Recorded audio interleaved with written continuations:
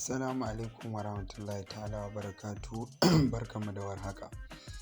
Mun kawo muku wani bidiyo yadda shugaba Biden yake shaida ma Isra'ila cewa al'umma na ta nuna cewa wannan kai hari da aka yi asibitin Gaza a ƙasar Falastina cewa ba Isra'ila ne. Ana tunanin cewa hamas ne suka kai wannan hari zuwa ga asibitin Gaza. To wannan abubuwan an shiga rudani, inda wannan ya fito ya ce kaza, wancan ya fito ya ce kaza. Amma shi shugaba Biden din ya bayyana cewa hakan ne lokacin da yake tattaunawa da Prime Minister na Isra'ila.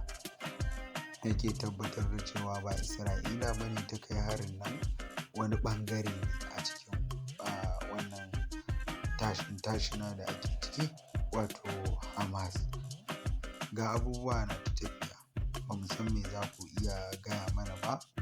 Mu je zuwa sauraro, ku danna mana subscribe domin ƙarin